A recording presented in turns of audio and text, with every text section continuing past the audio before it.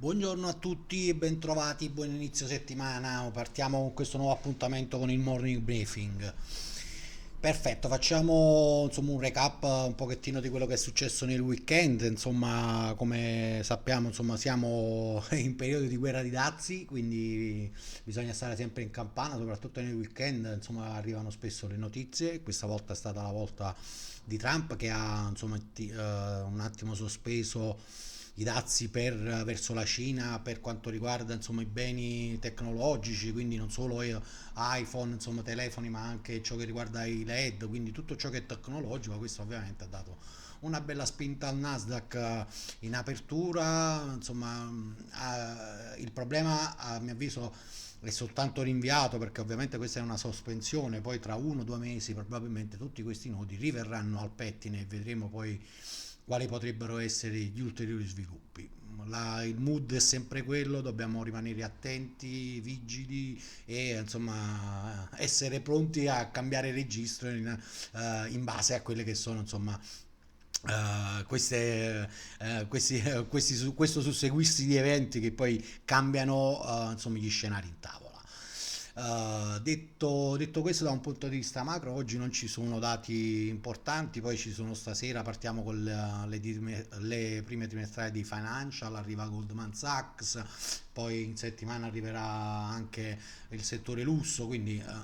ci saranno insomma sicuramente dei risvolti settimanali interessanti. Da un punto di vista macro non credo insomma, i dati siano particolarmente interessanti, anche perché tutti i dati macro che arriveranno diciamo all'urdo di quello che è successo su questa guerra di dazi, quindi saranno a mio avviso poco indicativi per tutto quello che poi è successo dopo, perché i dati che arriveranno ovviamente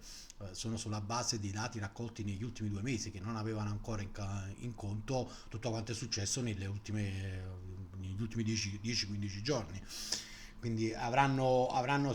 secondo me insomma, poco impatto sui mercati. Ok, fatta questa breve premessa, insomma, è da tenere d'occhio sicuramente il settore inflattivo, il settore dell'inflazione per quanto riguarda insomma, a livello macroeconomico. La Fed presta particolarmente attenzione a questo dato, insomma, sono arrivate anche tante conferme da tutti gli interventi dei membri del board della Fed, quindi sicuramente l'attenzione è rivolta all'inflazione insomma, e insomma, all'obiettivo di tenerla bassa. Di contropartita, insomma, gli azionari che hanno un pochettino recuperato, c'è stato grande smontaggio in conseguenza di tutti questi dazi di grandi posizioni, insomma, di carry trade, insomma, tant'è che anche sulle valute abbiamo visto il dollaro crollare letteralmente nei rispetti insomma, delle altre valute, quindi tutto uno scenario che è assolutamente non ancora delineato e che sicuramente offrirà tanti spunti operativi, ma bisogna stare veramente molto molto attenti perché le cose possono cambiare da un momento all'altro in base a quelle che sono poi insomma dati che arrivano, ma soprattutto quelle che poi sono le decisioni che vengono prese insomma da chi ci governa. Passiamo ora insomma a vedere un pochettino più da un punto di vista tecnico, partiamo dal Nasdaq, guardiamo su un time frame a 4 ore. Allora, sostanzialmente abbiamo recuperato un pochettino, diciamo un po' di quella discesa, insomma, da cui eravamo partiti. Siamo sostanzialmente su un livello che possiamo definire da spartiacque, quasi di livello da spartiacque, insomma, diciamo di 1900, 19,2 è il primo ostacolo. Poi, insomma, sicuramente l'ostacolo maggiore è l'area tra 20 e 100 e 20 e 3 probabilmente è l'area in cui sicuramente si ripresenteranno i venditori in maniera secondo me massiccia. Probabilmente insomma in seguito proprio a questa spinta dovuta a questa sospensione dei dazi per i prodotti tecnologici potremo assistere ad un'ulteriore spinta rialzista sui mercati azionari stazionari durante magari inizio settimana, metà settimana, però ripeto, insomma, i livelli chiave da passare sono ancora più, un pochettino più in alto e insomma sono quelli i veri ostacoli. Al ribasso ovviamente dobbiamo monitorare quelle che è tutta l'area fatta registrare insomma, insomma, nelle settimane scorse, quindi con questi minimi qui da monitorare. Uh, diciamo che per oggi da un punto di vista più insomma nel dettaglio dell'operatività stiamo lavorando, abbiamo avuto un'apertura in gap proprio in conseguenza a questa situazione che abbiamo descritto, stiamo lavorando sopra il RD1, insomma probabilmente ci potrebbe essere anche insomma per l'apertura un ritorno verso HV a chiusura magari del gap per poi magari una prosecuzione rialzista, vedremo quali potrebbero essere poi insomma gli sviluppi successivi. Ripeto, la volatilità è un pochettino in calo, questo già l'abbiamo notato negli ultimi 2 giorni, che insomma gli swing si fanno sempre meno ampi, insomma, quindi situazione che tende un pochettino a normalizzarsi e insomma soprattutto ecco, in conseguenza di questo di questa tregua diciamo temporanea sui dazi potremmo assistere insomma a un recupero dei mercati azionari. Vedremo quali poi insomma saranno effettivamente le interpretazioni degli operatori. Ok, detto questo per il Nasdaq passiamo a S, situazione similare, stiamo lavorando anche qui insomma tra RD0 e RD1, insomma sopra i livelli BC3 di venerdì, quindi la situazione sembra essere prospettata al rialzo, adesso sono le 9.25, quindi mercati europei da poco aperti, stiamo lavorando a ridosso di RD1, quindi con buone probabilità lo scenario potrebbe ripetersi. Anche qui, insomma, ripeto, il livello spartiacque è questa linea rossa, che insomma è sempre lì tracciata, l'abbiamo messa più volte, l'abbiamo richiamata più volte, la guardiamo su un time frame a 4 ore così per avere un riferimento maggiore, eccolo qua. Quindi questa è la primaria da passare per poi insomma arrivare qui che 5-6, 5-7-20 insomma che è la successiva ancora più dura da dover passare. Ovviamente passata questa poi insomma ci sarebbe giusto 58,50 che sicuramente è un pivot importante, però credo che i primi 2 ostacoli siano questi quelli da passare. Ovviamente a ribasso come per il Nasdaq dobbiamo monitorare la zona a ribasso che potrebbe essere anche tranquillamente ritestata, insomma dipende un pochettino da quelle che sono le notizie che arriveranno, insomma sarò ripetitivo ma purtroppo insomma viviamo in questo scenario e dobbiamo adeguarci. Da un punto insomma, più in dettaglio guardiamoci anche S più in dettaglio, insomma situazione similare a quella del Nasdaq, siamo tra RD0 e RD1, quindi anche qui insomma situazione che potrebbe riverificarsi con un test magari ecco di questo livello BC3 con addirittura un test di HV per poi ripartire al rialzo, oppure magari ecco stazionare in quest'area e poi fare direttamente una picchiata al rialzo, insomma sappiamo che dobbiamo guardare quello che abbiamo davanti. Al momento insomma la situazione è quella che insomma c'è un po' di ripresa insomma sulla scia di queste news del weekend. Guardiamo anche gli altri 2 future americani che seguiamo, partiamo dal Dow Jones.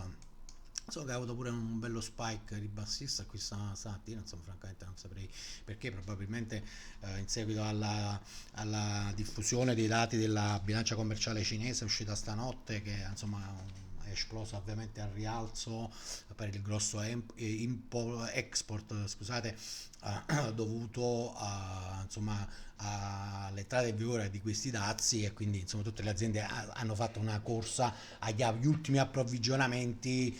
senza dazi e quindi questo insomma ha dato là un'esplosione di questo dato dell'export cinese diffuso stamattina, probabilmente questo ha danneggiato un pochettino le aziende che fanno parte insomma del settore industriale del Dow Jones. Anche lui però insomma poi insomma alla fine c'è stato soltanto uno spike, rientrato, stiamo lavorando anche qui insomma più o meno sui livelli di apertura di ieri sera, quindi monitoriamo questi livelli qua con RD1 insomma al rialzo la zona di 41.000 è sicuramente quella da passare e poi abbiamo 42.000 che è sicuramente insomma l'ostacolo maggiore. Al ribasso monitoriamo questo range che è molto ben definito fra diciamo SD0 e SD2,